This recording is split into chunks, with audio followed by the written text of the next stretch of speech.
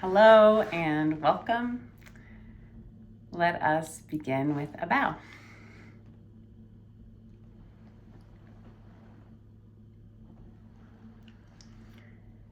Today I'm going to be talking about contemplative education.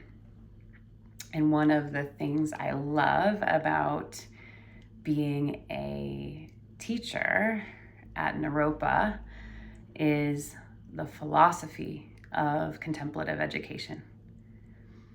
So what does this mean? What does it mean? Contemplative has Latin roots of contemplum, which means a space for observation, or traditionally can also be considered a temple, a space for observation. You could consider maybe the quiet of entering a cathedral, that stillness, spaciousness. Often the way in which we consider learning is beginning to study the unknown. And in that, it's less directly understandable. It's a very non-direct approach. And it holds space for the complexity that is humanness. I was talking with a dear friend this weekend at a barbecue, and he was talking about the origination of psychology and behavioralism, and that the original behavioralists were actually physiologists. And they were like, see, I figured it out. There's a dog and there's a bell and there's saliva.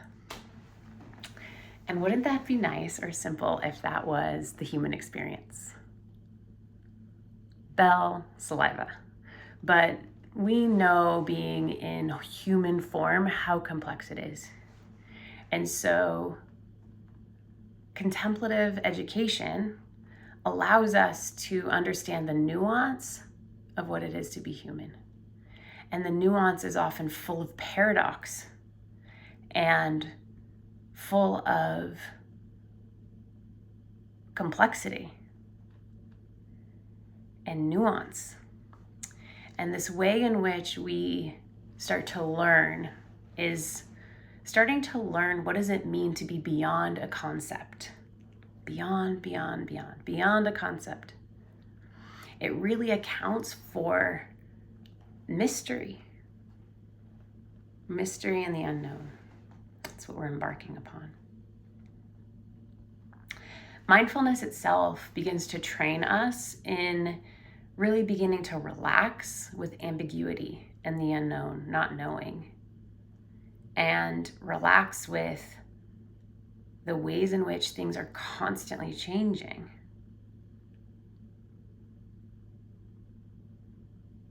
Ideas and concepts aren't stagnant. They don't stay the same. Some do. Bell, saliva. Bell, food, saliva. And some do not. Many things, most things are impermanent. And they're changing. And so contemplative education allows us to start to understand the changes. So how do we learn in contemplative education? We often consider this the Prajnas. And Prajna in Sanskrit means wisdom, our capacity for insight, or the aha moment. Prajna directly relates to our understanding and our basic intelligence that's always there, our basic knowing and basic intelligence. Prajna allows us to have direct insight into the truth outside of the ways we wish things were, outside of the ways in which we make things up and we project on things, outside of our expectations of the way things are.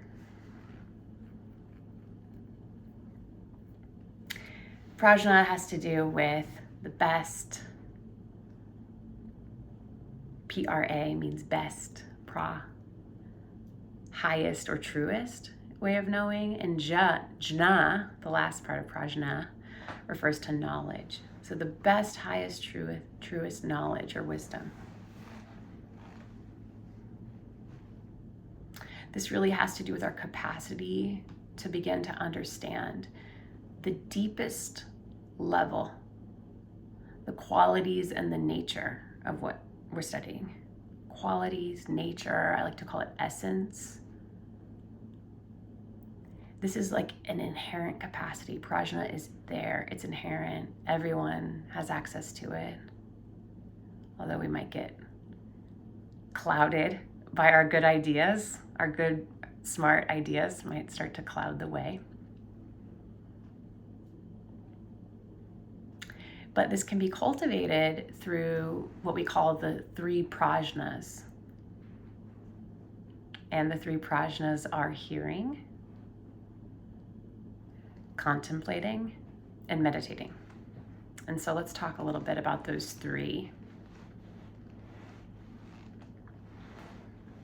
The 3. So hearing is the stage where we begin to take in information. We take our first taste of information. It's like the first taste in a bite. First taste. The skills we cultivate here, and this is from Judy Leaf. She writes a lot about prajna. The skills we start to develop is beginner's mind. This quality of not knowing. Our first thought is our best thought. And often when we don't know, or we're the freshest to a concept, we have this vast opportunity to see things as they are. We don't have years and years of experience. And so sometimes this hearing is a process of unlearning our bright ideas and coming back to this beginner quality. Unknown, bright, unencumbered, clear seeing. We don't get carried away by excitement. We really rest in this quality of just beginning to take in. And it really refers to staying with the entire presentation until it's fully received. So not just assuming we know after hearing the beginning.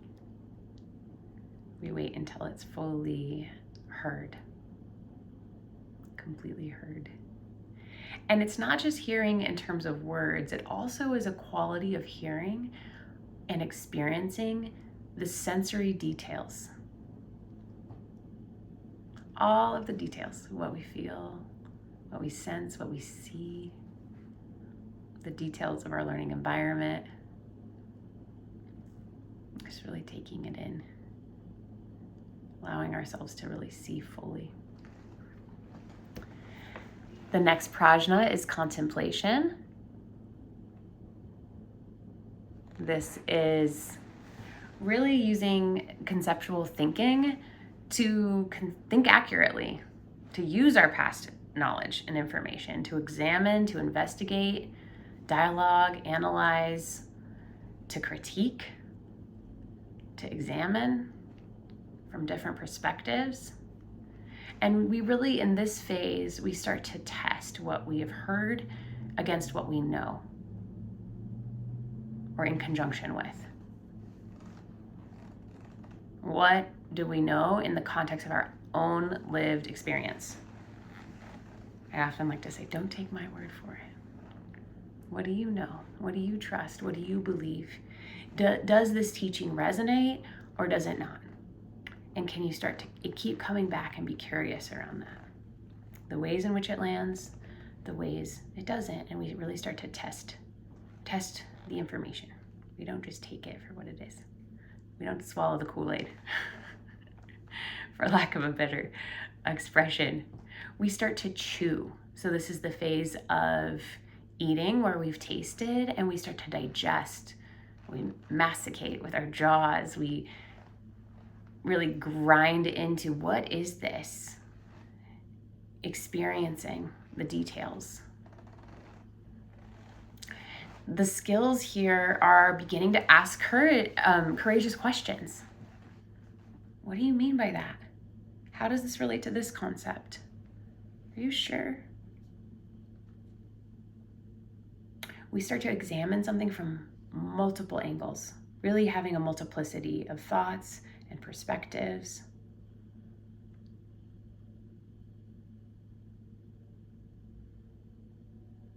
From every angle. And this is a quality of remembering the details of the environment, the context of learning. And then the third prajna refers to meditating. And this really refers to going beyond concept, going beyond the conceptual mind.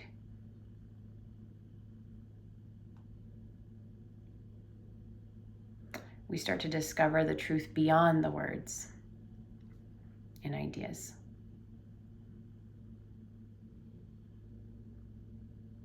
And this often refers to the digestive process. It's automatic, natural. We start to absorb things, break them down. This magical process where our food or our knowledge becomes energy or insight. The skills here are beginning to recognize thinking and bringing our attention to the inexpressible, beyond concept, beyond thought, beyond the limitations of the rational mind. It's where we start to rest with the question,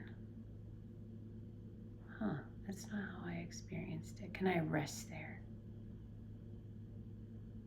What do you think they meant by that? We start to relax in the midst of a lot of ambiguity and not knowing. We just relax, we study, we feel. And sometimes we have these moments, these aha, moment of insight. Think about this clinically when a client says, I am saying this out loud and discovering it for the first time. It's often this spontaneous utterance of embodied moment beyond concept. Wow, could it be like this? Is this what they meant? This is often where we bring in our contemplative practices, resting, being, noticing. We might be alone in nature, or we might just be talking in a group. Often we discover things just through verbalizing. Oh, that's what I think about this. That's what I was missing. That's who I am. So we rest with the unknown. Prajna is really this capacity to understand at the deepest level both qualities and nature of what we're studying. Qualities and nature. Prajna exists in humans as this inherent capacity we can develop. It's this natural bubbling up of curiosity, doubt, inquisitiveness. Judy Leaf says, natural bubbling up of curiosity, doubt, and inquisitiveness. Embracing the doubt, the curiosity, allowing ourselves to be curious. Very vulnerable state in a way, to open ourselves to the unknown. And the traditional Buddhist symbols we often talk about is this blade, this sharp blade that can cut through confusion. Sharp blade of prajna, directly to really the heart of the matter. It cuts through both the subject and the learner, the subject matter and truths about the learner. It's often considered the sword held by Manjushri. It's often connected with a feminine principle of wisdom.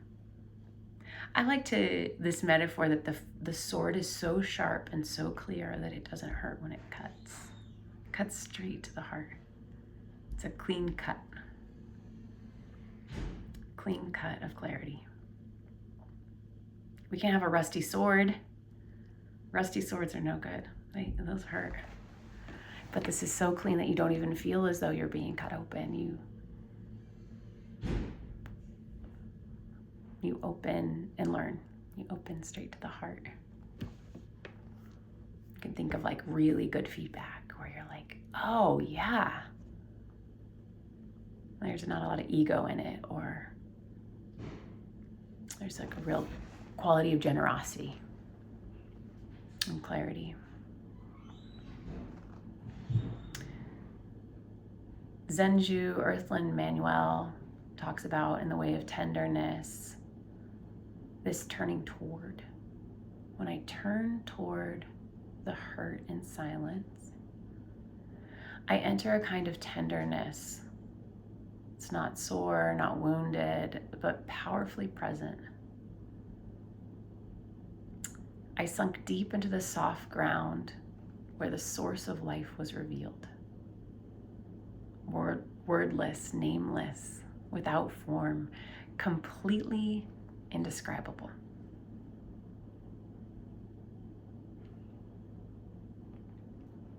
I was at a wonderful performance last night with East Forest, who's a beautiful artist, and he makes music for medicine journeys, and I use that music a lot with my clients in journey space.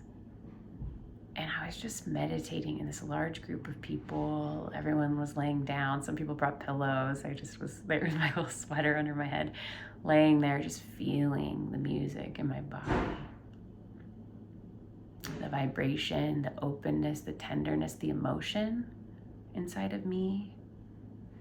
This quality of warmth, this beautiful quality of warmth that Zenju is speaking to. This is, Zenju describes as the way of tenderness is experiential, non-intellectual, heartfelt acknowledgement of all embodied difference. All of those little crests and caverns and nuances of being alive. It really refers to a flexibility of perception rather than settling into a belief, which can feel contracted. This is the truth. There's one truth.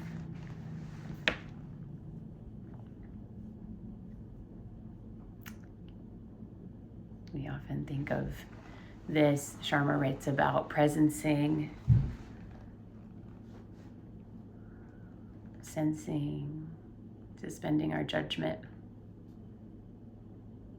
viewing from all perspectives, redirecting from just our own limited beliefs. Presencing, really letting go and letting come the information. And realizing the flow of multiple rapid conclusions unfolding naturally over time. And I laid there listening to East Forest. There was so much in my body happening. There are no words, really. There's quality of basic awake aliveness, and so much of the pain and tenderness that is human, and so much of the vastness. And East Forest doesn't have a lot of lyrics, but he played this beautiful voice of one of his mentors in conjunction with the music. And the voice said, I am loving awareness. And he spoke to what it is to sit in the silence of ourselves, the silence of the universe, the basic silence. And as I laid there, I heard the silence, and I heard the loudness, the ache of being, the joy of being. And again, words don't do it justice. Being in that group, there's something in the whole that's bigger even than a bigger opportunity for practice. Being in a large group like that. Bernie Glassman Roshi in Zen Peacemaker's Tenets describes this not knowing, bearing witness as what right action. Bearing witness to whatever arises. So Thank you so much for discussing with me this contemplative way of knowing or not knowing, being and doing, studying.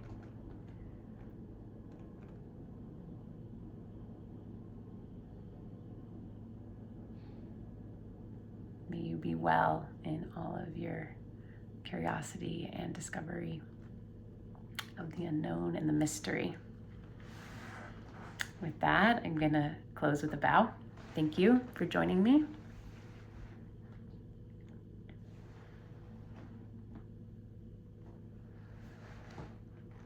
May your inquisitiveness be fruitful.